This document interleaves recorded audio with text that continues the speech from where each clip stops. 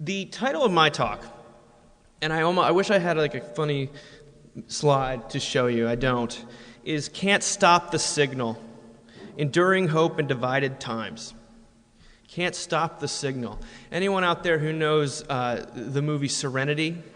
Or is there anyone? All right. Or the critically acclaimed but commercially despised show Firefly that was canceled before the end of its first season. That's my sort of shout out to that show. But the reason it is, this word signal, it's a word that's come back into our vocabulary pretty strongly in the last year or so. And when I was trying to figure out what I wanted to say about the Reformation, because, 500 years, it's a long time. It's a big anniversary. I've never celebrated 500 years of anything, right? I mean, it's older in America. It doesn't come around very long. Someone said, I think we'll have another one of these, in 2657, 2557, 20, I went to college. 2517? That's probably still wrong. So what occurred to me in terms of what speaks to me today, and how does this historical thing that is frequently misunderstood or mischaracterized, and sometimes and often celebrated, and people get excited about it, what is it? Why get together? Why come interrupt your Saturday? You're busy. I mean, this is a busy time of year. I can't believe you're here. Thank you. Martin Luther thanks you. I know, because we just talked to him. What does a signal do, though? A signal, and in the movie Serenity, a signal is something that beams out into the universe, and it just keeps going, and you cannot stop it. And so it's just a matter of sort of locating the signal. The signal is sort of a one-way message and information that's being conveyed, and it just keeps going. It repeats and repeats and it repeats. And those of you who know about Mockingbird, that's sort of our mantra, is that we're repeating the song we've heard like a mockingbird. But, I mean, as I've gotten sort of older, I sort of think it's more like a fugue than a mockingbird. Mockingbirds are irritating. Maybe they're not very creative. They're basically just repeating it. A fugue, like Bach, you have a theme, and there's sort of variations on a theme. And anyway, that just paints me as a bigger nerd than I actually am. But what are the signals at the heart of the Reformation? Because there's two that I want to speak about today. And the first signal is the one that we are beaming out.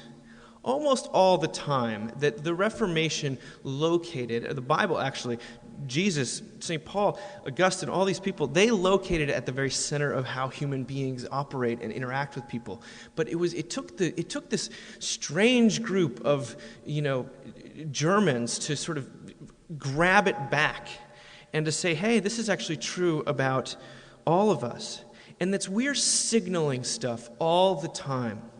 And what I mean is that words are coming out of our mouths. And, actions are happening, but we're sending a different kind of message. And what are we sending? What are the kind of signals that emanate from us? Well, we signal our success, don't we? I signal my success to you when I tell you where I went to college. The Office was so great when they said, I went to Cornell. You ever heard of it? That's not just conveying information. What you're actually saying is, I'm righteous. I'm good. I'm worth listening to. I'm worth taking seriously. In fact, maybe I'm worth loving. We signal our popularity. Anytime we tell people how busy we are, we're often signaling our significance. We're that much in demand. We haven't had a second to catch our breath this fall. Translation, signal coming out, I'm occupied because I'm important. This is the signal. You often think that social media exists solely for this purpose, to send the signals out into the world about what we want other people to think about us. And you don't have to be on social media, though, of course, to send signals. I was at a conference about the Reformation last week, and I ran into some people I hadn't seen, and they were talking to me about this book that they really liked. And I heard myself at this conference about the Reformation and the danger of self-justification, the sort of disease of self-justification. And I said, well, I was asked to write the foreword to that book, but I had to go on sabbatical. I said, I was about to get up there and talk about this stuff. And I just said, oh my word, Nick, I am a drowning man. I am drowning. I mean, Christians do this. The world, you signal your success, your busyness, your wealth, perhaps. We Christians, religious people, signal their holiness, their piety. The Babylon Bee famously parodied this recently when they said, 6-day visit to rural African village completely changes woman's Facebook profile picture.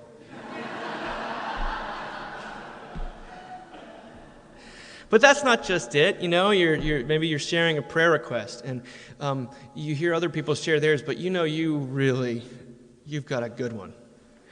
And it shows just how much you are in touch with the Lord, with God, how deep your pain is. You are going to signal something with your prayer request. Then there's people in other circles. They signal how much they get it. They get the gospel. They'll drop some curse words in there with you. They're like, here's the signal. I'm one of you. I get it. I'm one of those cool Christians. Or I'm not like that kind of Christian or that kind of person. We signal stuff. We try to out-orthodox each other or out-heterodox each other. Whatever it is we're doing, we're contradicting Matthew 6. When Jesus says, when you pray, do not be like the hypocrites, for they love to pray standing in the synagogues and on the street corners to be seen by others. Truly, I tell you, they have received their reward in full. Those likes underneath their post, that's the full reward. I hope it was worth it. That brief sort of head nod, oh, that's so interesting that you were asked to do that. You pretentious ass. That was my entire reward. And it wasn't much. Of course, the primary use of the word signal, the reason it springs to my mind today was the way it was coined by the BBC reporter James Bartholomew with the phrase virtue signaling. It's a helpful term that he used originally only about 3 years ago to describe online activism. And you all know what we're talking about. It's the idea that expressing an opinion establishes that we really care. But we use hashtags and we make public, where do you stand on something? And we're constantly putting out positions and staking ground online where there is no ground to show that we have the right opinions. Because having an acceptable opinion makes you morally superior to those other people. One of the great ways we signal our virtue, because we don't usually do it overtly. It's all the signal that's going on underneath the surface. We indicate how good we are by what we hate, by what we are against, and the louder we talk about it, the stronger the signal gets. Of course, this requires little effort and no sacrifice. If you're a person like me and you're, demographically, you're not exactly terribly victimized. The way you do this is you identify really strongly with those who have been, because you're trying to borrow their righteousness for yourself. Because you know that they're somehow, their identity, their history, what Daryl has described to us now, if I can just identify with this loudly enough, well, then maybe that righteousness will apply to me. I'll be as justified. Because that's the only way to deal with this tremendous guilt I have by nature of being born in the 21st century, where we're so aware of all of our missteps. We signal by the questions we ask in a public setting. We signal our virtue. This is why we never have Q&A at Christ Church events in Charlottesville. You're supposed to laugh. Because it becomes people aren't asking you questions. They're trying to say, I have the right question. Or I understood you the most.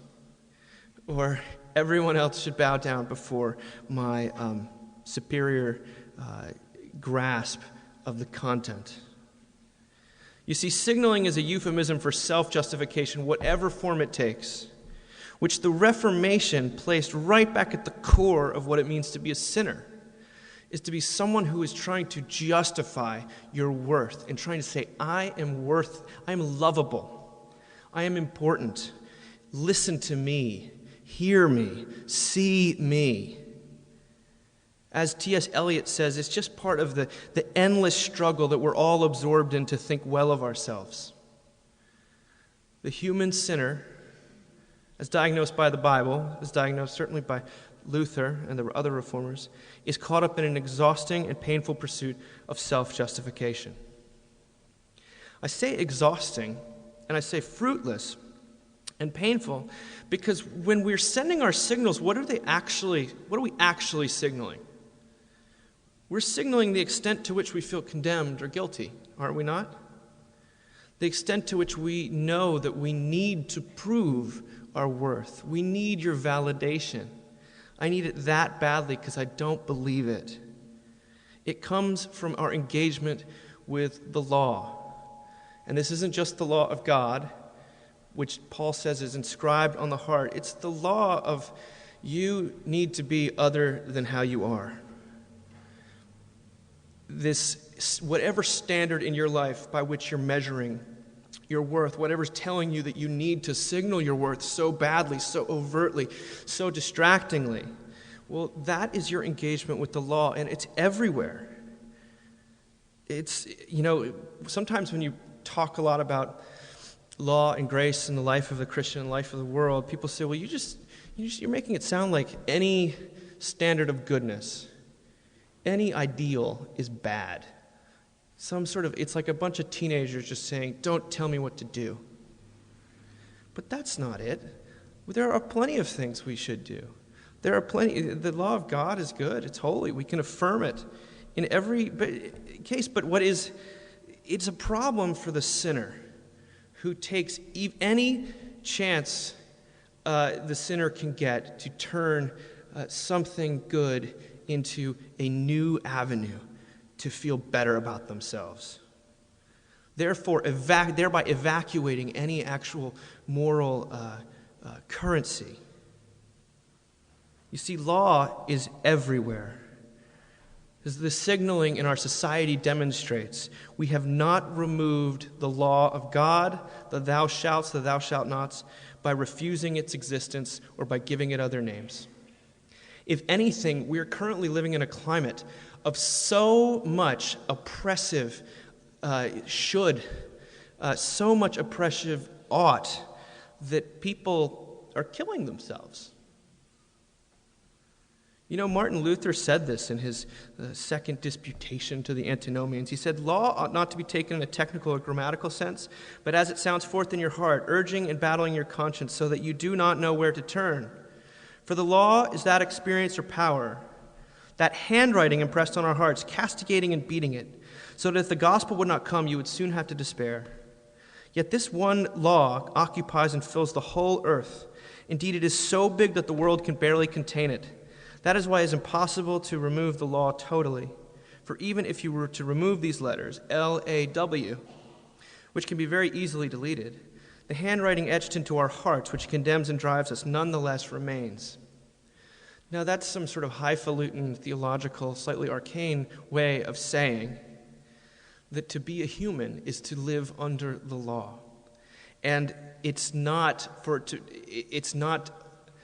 neutral. This is what drives people to despair and to exhaustion. For me, the Reformation remains so important, not out of fealty to something that happened a long time ago or some ethnic or religious roots, but it's because people are so absorbed in the process of self-justification that we cannot even see past our own nose. And you cannot love your neighbor. You certainly cannot love God. And to be absorbed to alive in a world which has taken God out of the equation largely is to be in a place where the vacuum has simply been filled with an unending, unremitting number of commandments that produce despair, exhaustion, and heartache. Other Christian traditions, I'm not sure, take this seriously enough. One of my favorite writers said, "It's impossible to exaggerate how many of the deeds of individual men and women can be traced back to the powerful and inextinguishable need of human beings to feel morally justified, to feel themselves to be right with the world." This is simply a long-winded way of saying that you and I are less concerned with being good than in others knowing that we are good, because then we might believe it ourselves. So more than to be good, what we want is for others to know just how good we are. Or that's the slide, that's the immediate slide. And the person that shows us this better than anyone, of course, is Larry David. The clip we're about to watch, Larry has donated a wing to the NRDC, which is, I think, some environmental council that his wife is a part of. It's a clip from Curb Your Enthusiasm, and he has probably done it partly out of concern for the environment, partly out of concern for his wife, and partly in order to get, as we find out, a little bit of credit. But let's just see where that leads. Hey. Larry David. Huh? That's great. Never had a wing before. I know. That's pretty good. Yeah. Pretty good. It's your night to shine. Yeah. Yeah, that's great.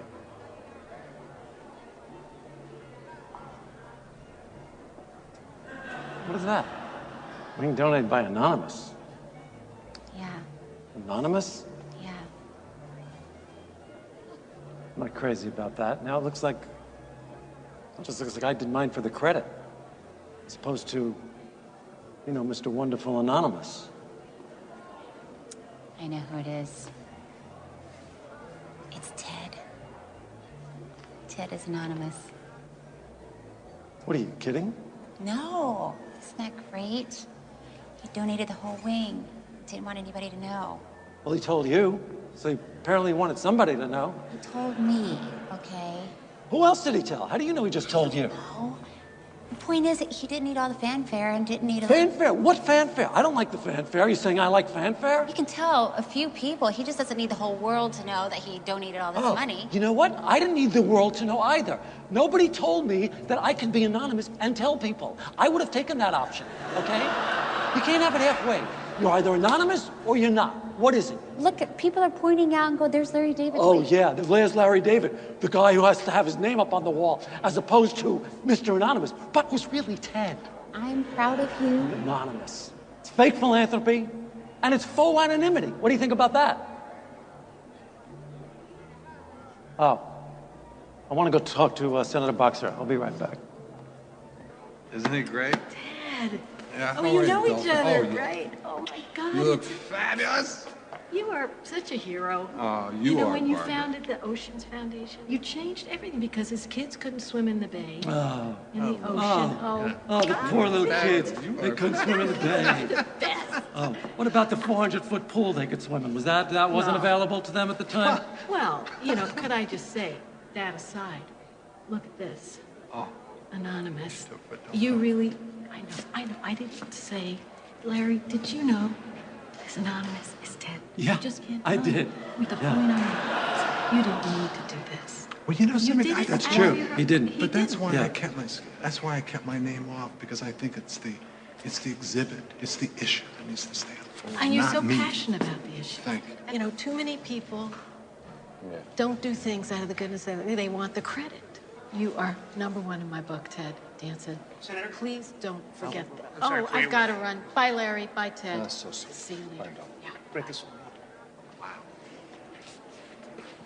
Wow, I didn't expect that.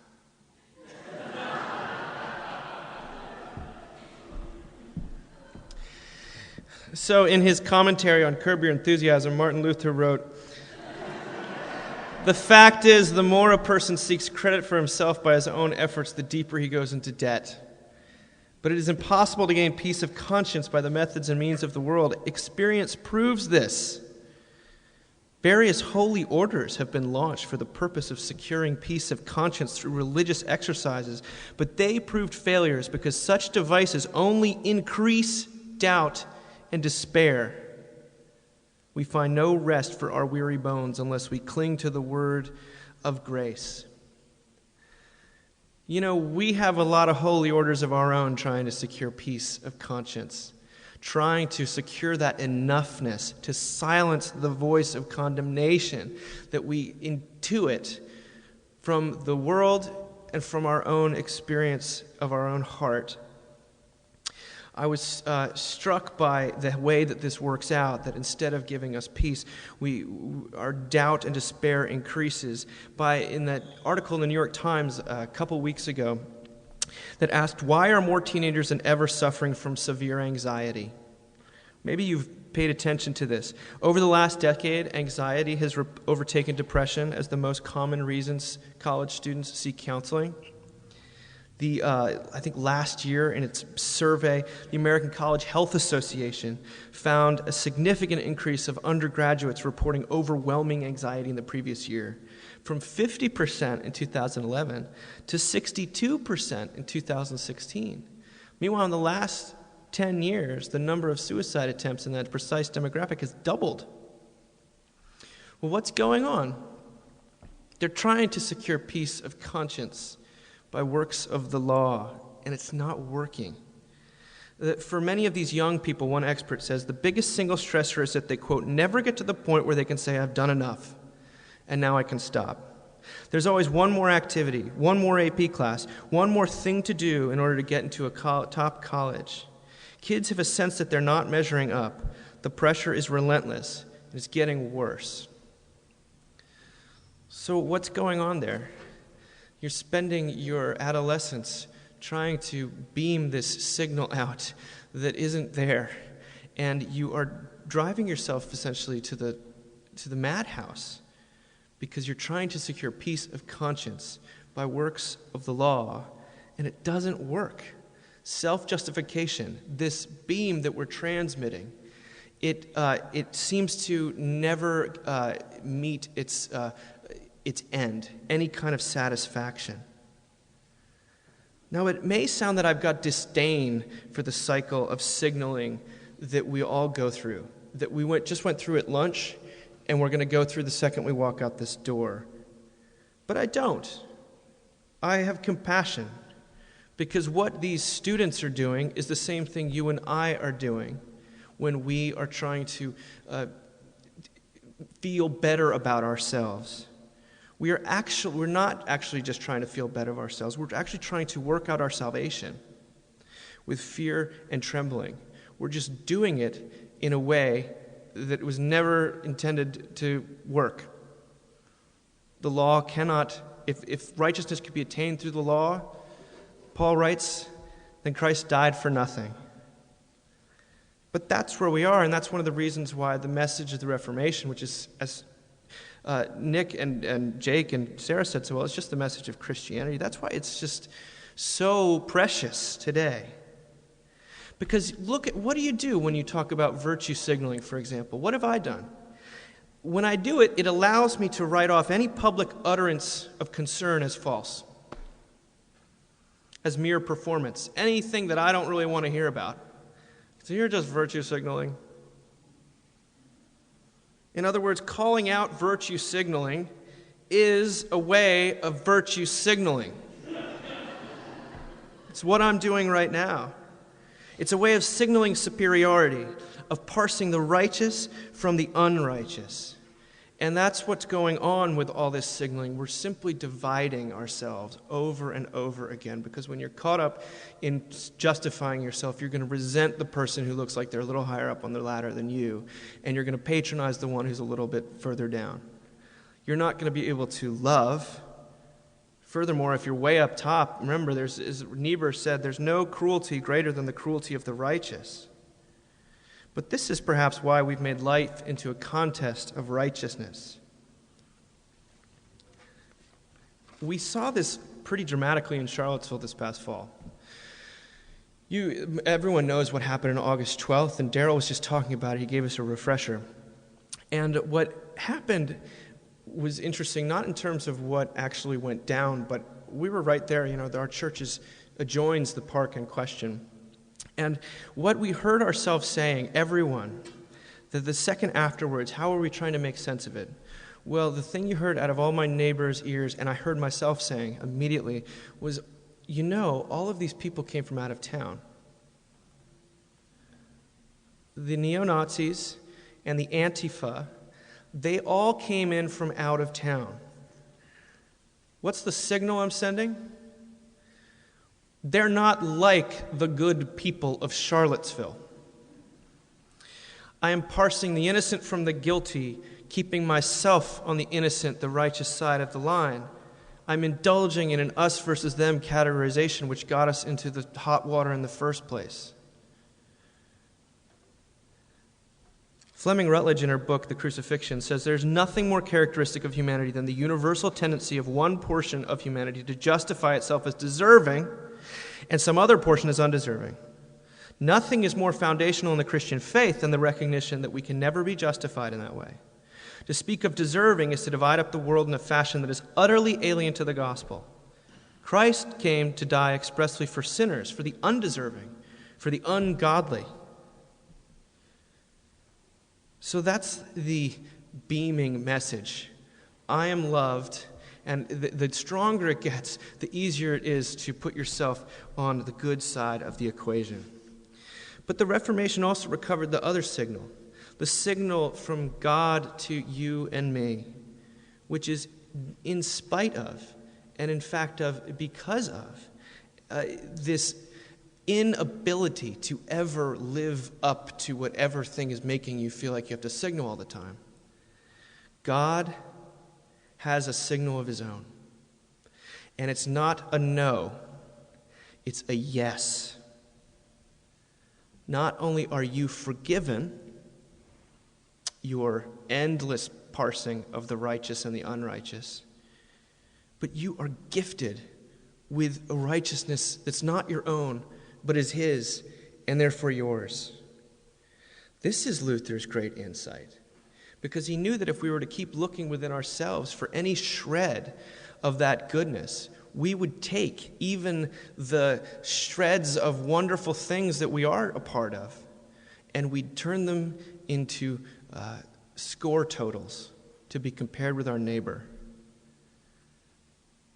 So in his reading of Scripture, he discovered that when it comes to salvation, we render nothing to God. We only receive and permit someone else to work in us, namely God. Therefore, it is appropriate to call the righteousness of faith passive. We do not have it of ourselves. We receive it from heaven. We do not perform it. We accept it by faith. Then, do we do nothing and work nothing in order to obtain this righteousness? I reply, nothing at all. You hear the transistor language in there, right? Any stereophiles know that when you need a good receiver in order to get the signal. Human beings here are actually the receivers. They are passive. The righteousness, the signal that we're after, must actually come from outside of us. That's the only way that we can be assured that it's good news. It's the pastoral heart of this entire thing we're celebrating. The great pastoral aim, in fact, of Luther's doctrine of justification is to free you and I from the kind of performance anxiety that arises whenever our salvation or identity or well-being or self-esteem depends in any way on us, our hearts, our will, or our doings. For anything we do is something about which we can ask, am I doing it well enough? No, I gave it anonymously. It's not enough to give a $3 million gift to the NRDC. You have to do it anonymously. And what happened? I mean, they hate each other by the end of that, right? You see it working. For Luther, the answer is always, to the question, am I doing it well enough? The answer is always not well enough. Join the club. Let's listen to what God has to say about that. Because this signal is external to us, that's why it is a gospel of assurance. So it is not too much of an exaggeration to say that Luther believed that Christians, or human beings, are much more compromised than the church had ever realized. That things under the surface, as Nick talked about last night, are usually much worse than they appear. But that the signal coming from God is that much purer and precious. Now, this accounts, by the way, for the repetition, I think, of this message, because the Reformation took very seriously the short-term memory loss of humanity. We're all like Dory in, Finding Dory. That's why that movie works as such a great allegory. It's like, what was that again? What was that again? What was that word of forgiveness? Because right now, I just got caught up in some enormous amount of signaling that is keeping me from actually seeing you as another human being. I've seen you as an obstacle to my own self-approval, or someone who's in competition with it. You see this incredible signal from God, I think, really beautifully in the parable that Jesus tells in Matthew 22. It's the more R-rated version of the one he does in Luke. I'm going to read it to you. It's one of the wedding banquet parables. Once more, Jesus spoke to the people in parables, saying, "The kingdom of heaven may be compared to a king who gave a wedding banquet for his son. He sent his slaves to call those who had been invited to the wedding banquet, but they would not come. Again, he sent other slaves, saying, 'Tell those who have been invited, look, I have prepared my dinner. My oxen and my fat calves have been slaughtered, and everything is ready.'" It's a signal. But they made light of it and went away, one to his farm, another to his business, while the rest seized his slaves, mistreated them, and killed them. The king was enraged. He sent his troops, destroyed those murderers, and burned their city. Then he said to his slaves, "The wedding is ready, but those who were invited were not worthy. Go therefore into the main streets and invite everyone you find to the wedding banquet." Those slaves went out into the streets and gathered all whom they found, both the good and bad. So the wedding hall was filled with guests. But when the king came in to see the guests, he noticed a man there who was not wearing a wedding robe. And he said to him, "Friend, how did you get in here without a wedding robe?" And he was speechless. Then the king said to the attendants, "Bind him hand and foot and throw him into the outer darkness, where there will be weeping and gnashing of teeth. For many are called, but few are chosen." Amen. The end. Have a great life. Just kidding. What we have here is the ultimate RSVP nightmare. It's the story of a king who has sent out an enormous amount of invitations to this wedding banquet, and not one of the people invited end up showing up the day of the big party. And they all have excuses. In Luke, he lists these excuses. One says he's got a real estate deal that he's got to figure out about. Another one says that he just got some new oxen. I don't know what that would equate to in modern parlance. Maybe he just got some new toys that he needs to, a new car. Maybe some new agricultural equipment. And the last one, though, is very realistic. He blames it on his wife. He says, "I just got married. I can't accept." They're all doing what we call bailing. And they're doing it, when they do it, they're sending the signal. They're saying, "Actually, I've got something better to do. I know you're trying to include me, but I'd rather walk my own way." I mean, maybe you know someone with whom you're constantly making plans that you know will never actually come to pass. At the last minute, you get a text or an email. Something's come up. Sometimes I think cell phones and texts were invented for precisely that reason. I work with college students at UVA, and what you have to do now is you have to make a plan, and then 2 days beforehand you confirm it, and then the morning of you confirm it again, and about 20 minutes beforehand you say that you're on your way. And then you know it's happening. Recently I forgot to do the last one, and the guy said, "I thought we weren't having lunch." I said, "We confirmed 3 times." He said, "Yeah, but not 20 minutes, not like right beforehand." And I said, "Give me that phone," and I just threw it on the ground. But maybe you're the person, maybe you're like me, you're flaking on people. You know when you do it with very little notice. I certainly do it all the time. And when something like this happens in life, it usually pushes on our insecurities. We usually think, what signal are they sending? I'm not important enough? I knew it. They have something better to do? I knew it. I saw what their life looks on Instagram, and it looks really great.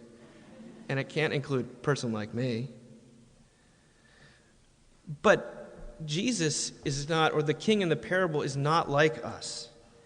He's not so insecure that he cancels his party. In fact, he continues right on ahead with his good time, which he plans on having regardless of who joins him in it. The signal goes forth uninterrupted. It keeps transmitting. We are told that he sends his servants out into the street to gather everyone they find, both the good and the bad. You know, sometimes over the years, we start to think that the whole point of religion, the whole point of life, is to work our way onto the invitation list. You know, if I just got invited to that Christmas party, or if I was just good enough or important enough to make the list for that end of the year shindig, or get my name on that wall, well, then God would love me. Then so-and-so would love me. But you see, in this story, no one has to get their act together in order to be worthy of the party.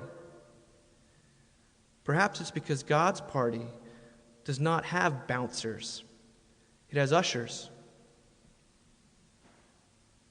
The king is happy to welcome these people, not because of who they are, but because of who he is.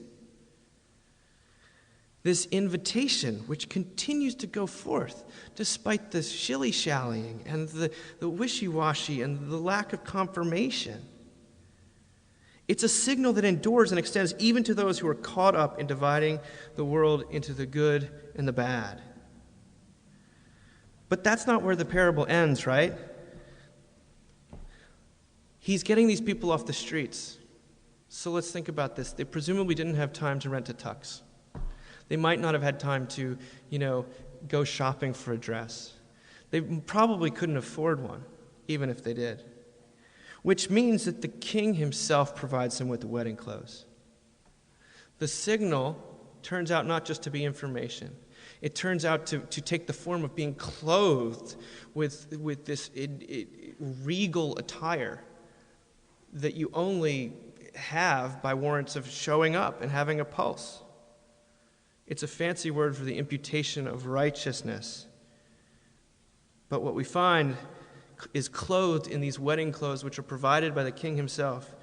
What God sees when he looks at you and me is not determined by our pedigree or our performance, by our biology or our biography, by the various signals we're sending or think we need to send.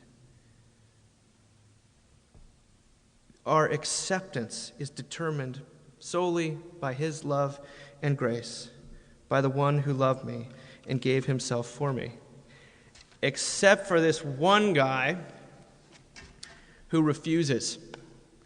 He would prefer to stake his acceptability on his own signals. Thank you very much. I want to be dressed how I am.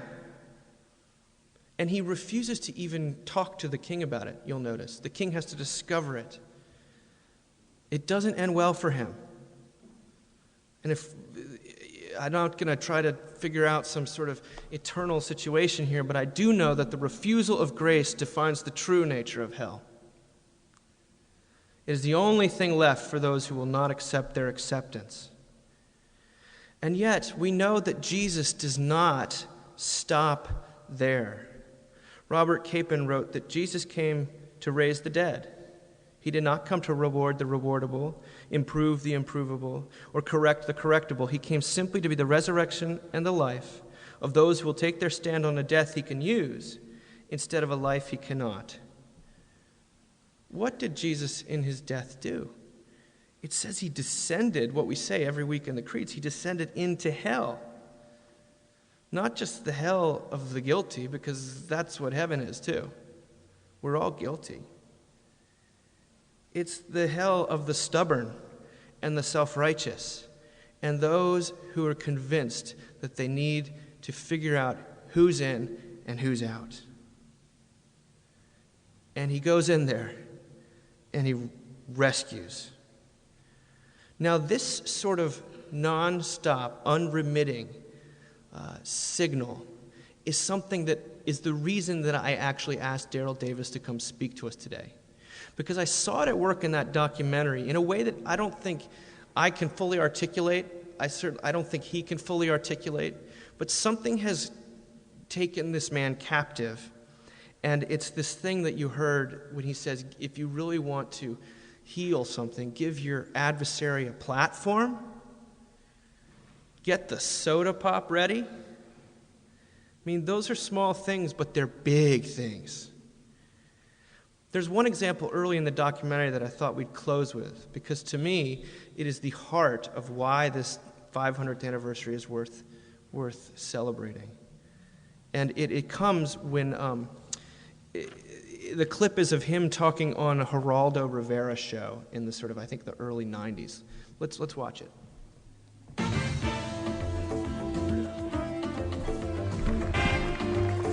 Y'all know who Geraldo is? Okay. I was on this show with some neo-Nazis and some Klan. AK kids, children too young to hate. Daryl, I want to ask you, have they had an active children's movement? The children's movement started with a fellow named Tony Laricki in the state of Maryland, who formed the Klan Youth Corps. Okay, Mike, why don't you lead out the various Klan families? And your name and age? My name's Aaron, and I'm 12. So what do you think about your parents belonging to these organizations? I think it's fine. Why, sweetie? Well, I mean, they're allowed to like their race. They're allowed to be proud of who they are, too. Are you going to be a member of the group also? Yes. So now both daughters are in the Klan. And their father, he got sentenced to 10 years in a federal prison. So I thought, you know what? I'm going to call Tina, the mother. I tracked down her number. I called her. And when I said, Tina, this is Daryl Davis, she hit the roof. She cursed me up one side and down the other, wanted to know how did I get her phone number, what did I want, blah, blah, blah. I said, Tina, shut up and listen to me for a second. I flew with them to Chicago and drove them out to Marion, Illinois, to the federal penitentiary, where their father was in prison, so they could visit him. And nobody in the Klan had ever done that for them before. And so they had a turnaround. Well, my little girl came a long way. You know, no thanks to her father and I. We really did our best to destroy our kids. And I do believe God does work through people, other human beings, and he most certainly uses Daryl Davis as an instrument, because that man has touched a lot of lives. Me and my husband Harley would like to extend our best wishes to the city of Rockville, Maryland, as you celebrate the life and legacy of Dr. Martin Luther King. Neither me nor my family are members or are affiliated with the Ku Klux Klan anymore.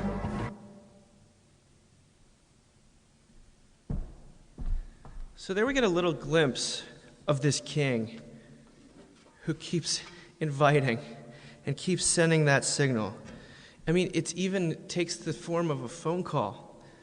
This Tina, she answers the phone, and that's all she does. And in fact, that's not all she does. She proceeds to curse him up and down.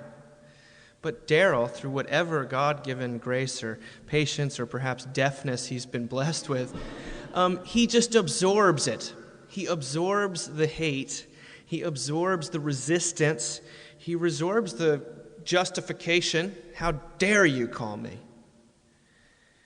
And he responds by telling her first to shut up. I'm going to come out there and drive you and your daughters to go see your husband who's in jail. And no one else has done that for you. He does not relate to them on the basis of their signal. He relates to them on the basis of his. He's not Jesus, but I am starting to picture him that way.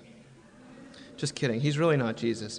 But this is what it means to be caught up with the beautiful assurance we have that despite all the signals the world is sending and all those we find ourselves sending, even when we know we shouldn't, God's voice to us never wavers. Not when we're giving the excuse, not when we show up in the wedding clothes, not even when we decide to take them off. The signal keeps beaming. You can't stop it. It is the answer to the question which is evoked by the suffering and sin of real human living. And the question is there any comfort? The answer that comes back is yes. And his name is Jesus. Amen.